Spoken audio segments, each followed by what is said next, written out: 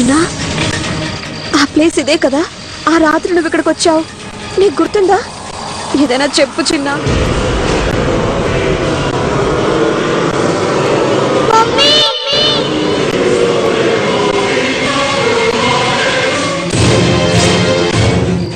ప్రేతాత్మ?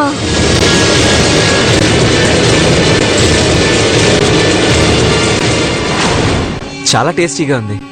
ఇంతకుముందు ఎప్పుడు తినలేదు. ఇది నా గుండె అనే అనుకోండి.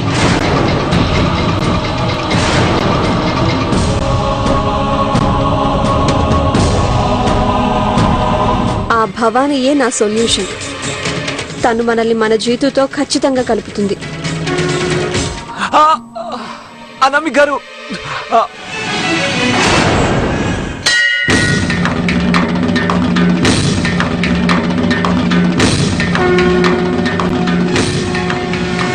అమ్మా భవానీ, ఏదో ఒక దారి చూపించమ్మా. అంటే చిన్నా చెప్పినట్టుగా ప్రేతాత్మే జీతుని మాయం చేసిందా, లేకపోతే జీతుకి ఇంకేమైనా జరిగిందా? తను ఎక్కడున్నాడు, ఏం చేస్తున్నాడు? నీకు తెలుసు కదా, నేను జీతు చిన్నప్పటి నుంచి కలిసే పెరిగా. అందరూ అనేవారు వీళ్ళిద్దరికీ ఆ భవానీ ఆశీర్వాదం ఉందని. మరిప్పుడు నువ్వు నా జీతుని నాకెందుకు దూరం చేశావు? మా తల మీద ఉండాల్సిన నీ అభయహస్తాన్ని ఇప్పుడు ఎందుకు తీసేశావు? ప్లీజ్ భవానీ, ఒకటి జీతుని నా దగ్గరికి తీసుకురా, లేదా నన్ను తన దగ్గరికి తీసుకెళ్ళు.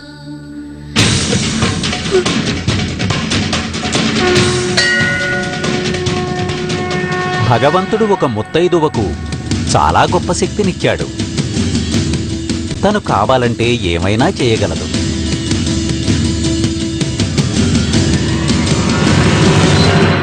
ముత్తైదువ తలుచుకుంటే తన భర్తను ఎలాంటి ఇబ్బంది నుంచైనా కాపాడగలదు. అసలు సావిత్రిని సతీ సావిత్రి అని ఎందుకంటారు? ఎందుకంటే తను తన భర్తను మృత్యుముఖం నుంచి కాపాడి తీసుకొచ్చింది కనుక. తన భర్తను యమధర్మరాజు బారి నుంచి కాపాడి తిరిగి తీసుకొచ్చింది. ఇది ఒక ముత్తైదువ శక్తి. ఇదే ఒక భార్య శక్తి.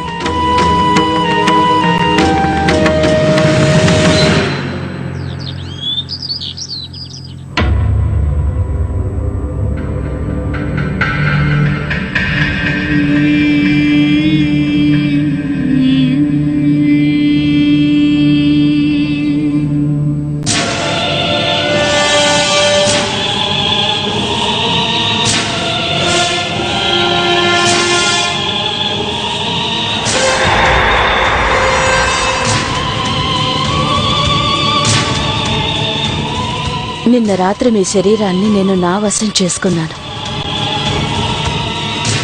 ఇక ఈరోజు నేను మీకు దీన్ని తాగించి మీ ఆత్మని కూడా నా గుప్పిట్లోకి తెచ్చుకుంటాను.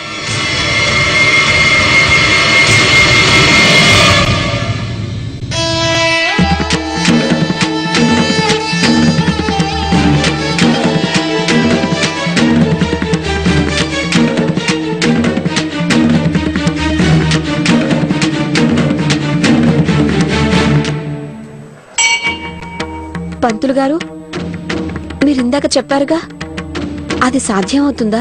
అవుతుంది. ఎందుకు సాధ్యం కాదు? కానీ ఇవన్నీ నువ్వెందుకు అడుగుతున్నావు? అసలు నీకింకా పెళ్ళే కాలేదు. నీ నుదుట సింధూరం లేదు, మెడలో మంగళసూత్రం కూడా లేదు.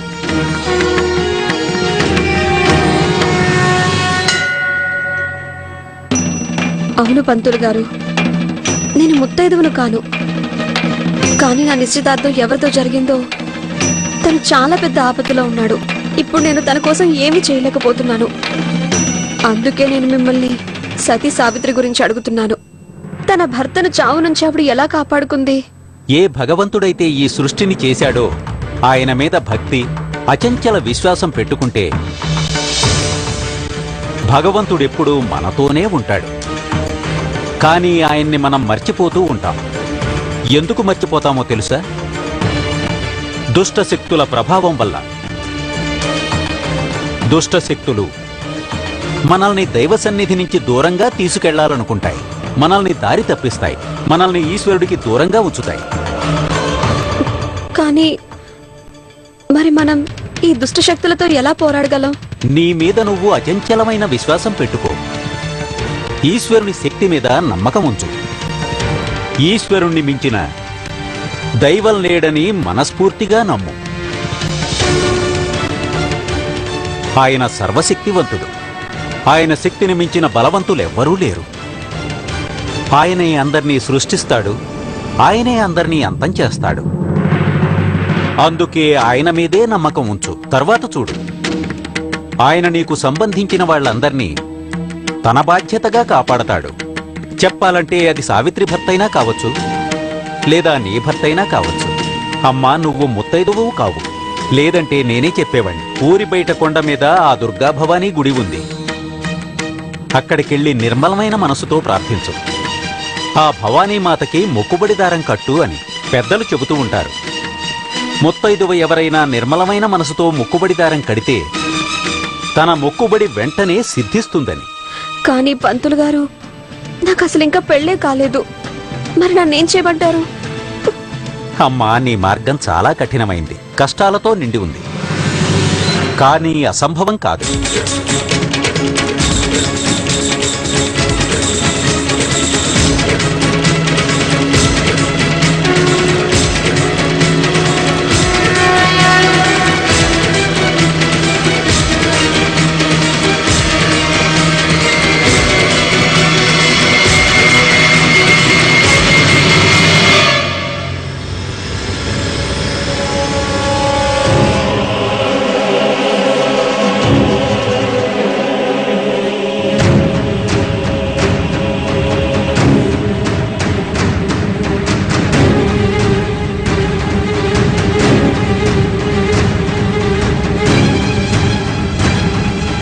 కాఫీ.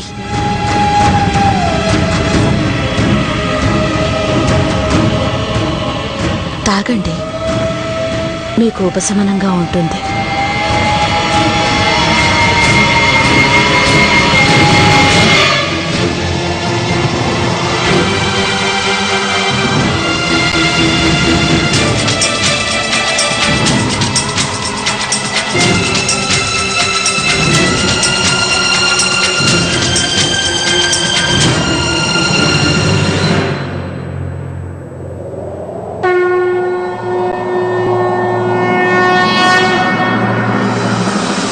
అసలు సావిత్రిని సతీ సావిత్రి అని ఎందుకంటారు? ఎందుకంటే తను తన భర్తను మృత్యుముఖం నుంచి కాపాడి తీసుకొచ్చింది కనుక. ఇది ఒక ముత్తైదువ శక్తి. అమ్మా, నువ్వు ముత్తైదువు కావు, లేదంటే నేనే చెప్పేవాడిని. ఊరి బయట కొండ మీద ఆ దుర్గా భవానీ గుడి ఉంది. అక్కడికెళ్ళి నిర్మలమైన మనసుతో ప్రార్థించు. ఆ భవానీమాతకి మొక్కుబడి దారం కట్టు అని.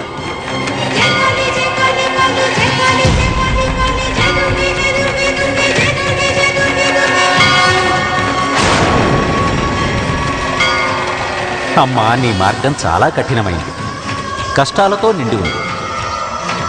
కానీ అసంభవం కాదు.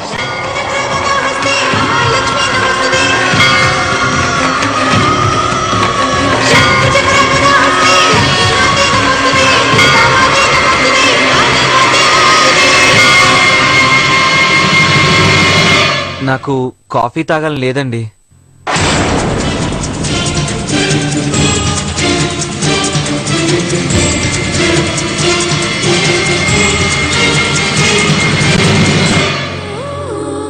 నేను మీకోసమే నా స్వహస్తాలతో పెట్టాను.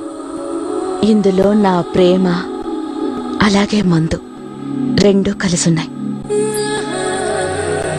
ఇప్పుడు కూడా మీరు తాగరా? మీ ఆజ్ఞని శిరసా వహిస్తాను.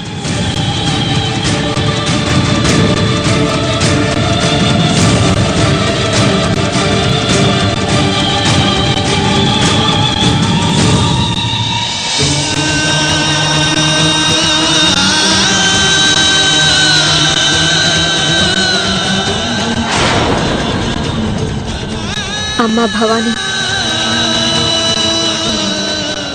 ఇంతకాలంగా నేను జీతు భార్యని కావాలని ఎదురు చూస్తున్నాను. కానీ ఈరోజు నా జీతు ఆపదలో ఉన్నాడు. నా జీతు క్షేమం కోసం తను లేకుండానే నేను తన భార్యను కావాల్సి ఉంటుంది. నేను తప్పకుండా అవుతాను. ఒకవేళ ఓ భార్యలో అంత శక్తి ఉంటుందంటే, తన భర్తను ఎలాంటి ఆపదల నుంచైనా కాపాడుకోగలుగుతుందంటే, నాకు ఆ శక్తి కావాలి. నేను భార్యనయ్యేందుకు హక్కు కావాలి. నేను ముత్తైదువనయ్యేందుకు హక్కు కావాలి. నాకు నా జీతు కావాలి.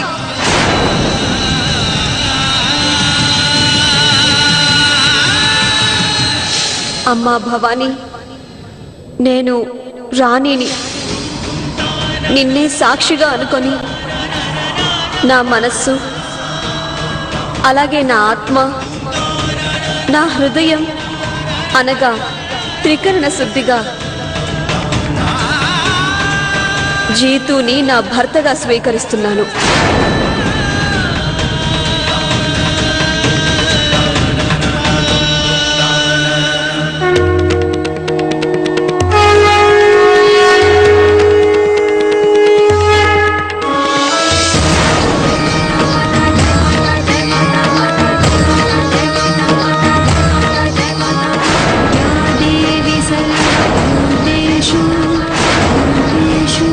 ఈ రోజు నుంచి, ఈ క్షణం నుంచి నేను జీతు ధర్మపత్నిని. నా భర్తను కాపాడుకోవటానికి నాకు శక్తినివ్వమ్మా. తనను ప్రతి ఆపద నుంచి కాపాడుకోవాలని ఆశీర్వదించు.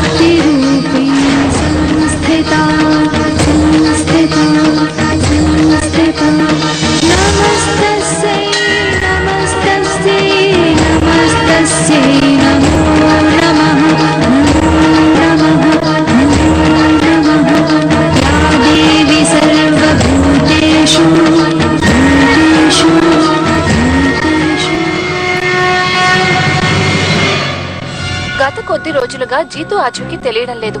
ఆయన గురించి ఎలాంటి సమాచారం తెలిసినా దగ్గరలో ఉన్న పోలీస్ స్టేషన్ లో తెలియజేయండి, లేదా మీరు హెల్ప్ లైన్ కి కాల్ చేయొచ్చు.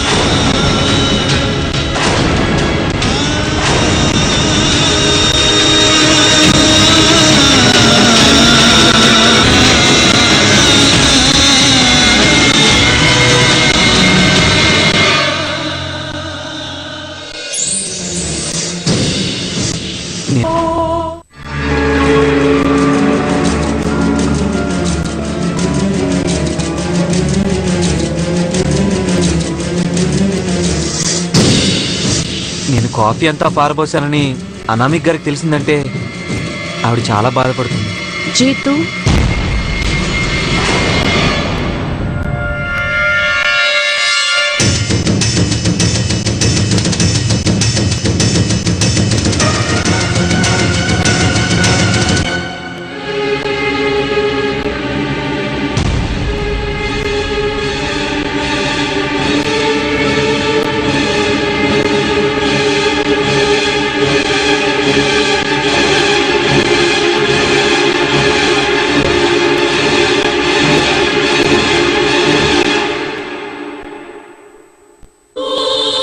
మీరు కాఫీ మొత్తం తాగేశారా?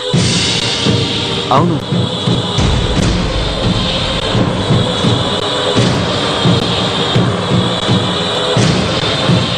అది ఆ, చాలా బాగుంది కాఫీ.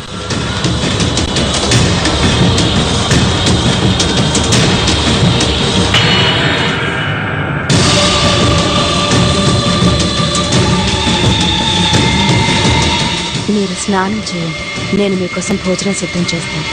వద్దు. అది యాక్చువల్లీ నేను కాసేపు ఎక్సర్సైజ్ చేస్తాను. దాంతో అవసరమే ఉంది. అనమి గారు ప్లీజ్, కాసేపే. ఆ తర్వాత మీరేం చెప్తే అదే చేస్తాను.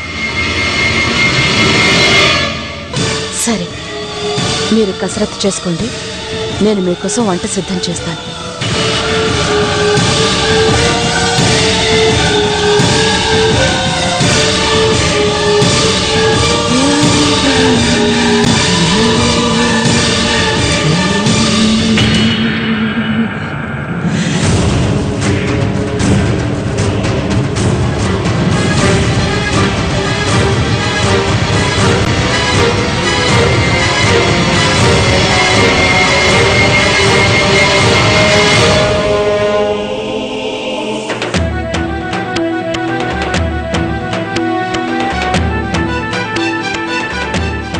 రాణి, నీ నుదుట సింధూరం.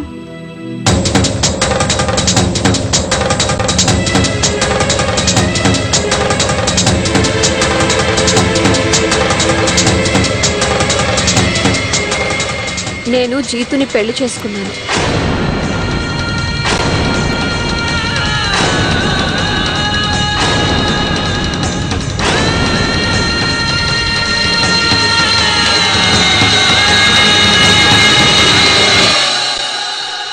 ఏంటిరా నువ్వు అనేది? జీతును పెళ్లి చేసుకున్నావా? జీతు ఏడి?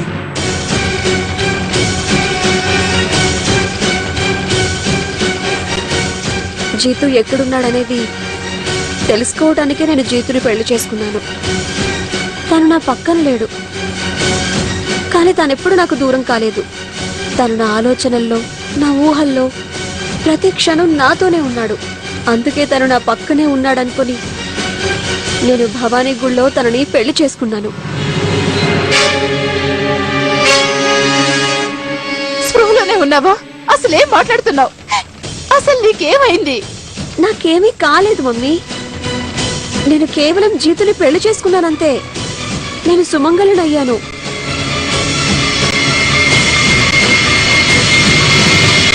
సుమంగళివయ్యావా? అరే, ఎవరైనా ఇలా సుమంగళైపోతారా?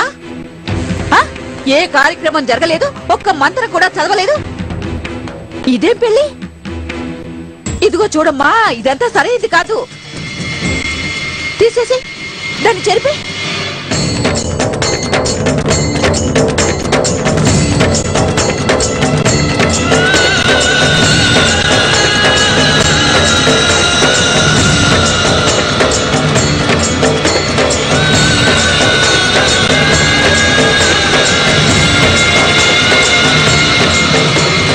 చూస్తూ ఉండండి బామ్మ, నేను జీతుని తీసుకొస్తాను. అచ్చం అలా. సుమంగళివయ్యావా? అరే, ఎవరైనా ఇలా సుమంగళైపోతారా? ఏ కార్యక్రమం జరగలేదు, ఒక్క మంత్రం కూడా చదవలేదు. ఇదేం పెళ్లి? ఇదిగో చూడమ్మా, ఇదంతా సరైనది కాదు. తీసేసి దాన్ని చెరిపి. ఏంటి మీరు చేస్తున్న పని? కానీ ఏంటి నువ్వు చేసిన పని? పెళ్ళి అనేది అసలు ఇలా చేసుకుంటారా? చేసుకుంటారు. నేను జీతుని పెళ్లి చేసుకున్నాను. నువ్వెందుకు ఇలా చేసుంటావో మాకు బాగా అర్థమవుతుందమ్మా. మేమంతా బాధపడుతున్నాం. అయినా మా అందరికీ కూడా గట్టి నమ్మకం ఉందమ్మా. జీతు వచ్చేస్తాడని. వాడికేమి కాదు. నీకు వాడితో పెళ్లి జరుగుతుంది, ఖచ్చితంగా జరుగుతుంది. అంకుల్ గారు, నిజంగానే నేను జీతుని పెళ్లి చేసుకున్నాను. నేనిప్పుడు తన భార్యనయ్యాను కదా. ఇప్పుడు మీరే చూడండి జీతు మనకి ఎలా దొరుకుతాడో. ఎందుకంటే సుమంగళి సింధూరానికి అంత బలం. అరే సుమంగలి సుమంగలి అంటున్నావేంటమ్మా నువ్వు? అరే పాపిట్లో కాస్తంత సింధూరం పెట్టుకున్నంత మాత్రాన ఆడపిల్లలు సుమంగలి అయిపోరు. అరే సుమంగలి అవడం అంటే అదేమంత సమాష కాదు.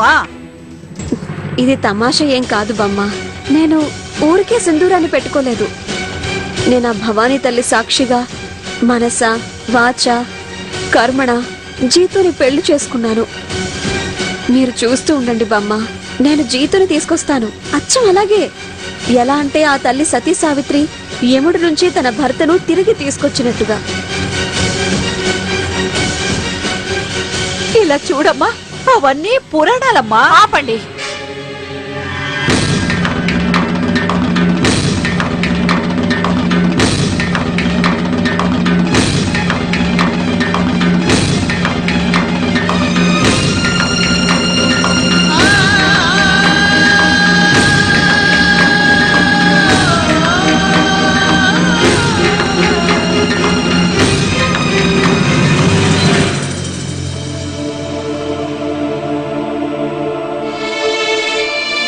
చాలు. ఇప్పుడు ఎవరు మా కోడల్నేవి అనకండి.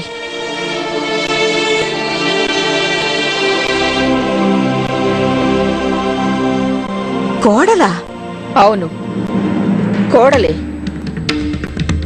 అసలు గణపతే అరటి చెట్టుని పెళ్లి చేసుకున్నప్పుడు, అలాగే మీరా కృష్ణ భగవానుని విగ్రహాన్ని భర్తగా అనుకున్నప్పుడు, మరి నా రాణి జీతు ఫోటోతో ఎందుకు పెళ్లి చేసుకోకూడదు? రాణి, అమ్మ నీకు తోడుగా నేనున్నాను. నిన్ను మా ఇంటి కోడలుగా అంగీకరిస్తున్నాను.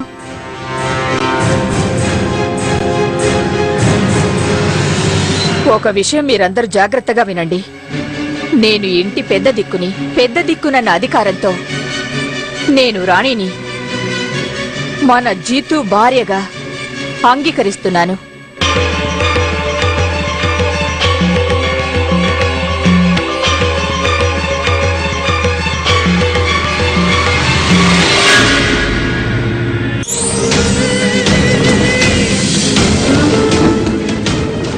ప్రశాంతంగా ఉందా?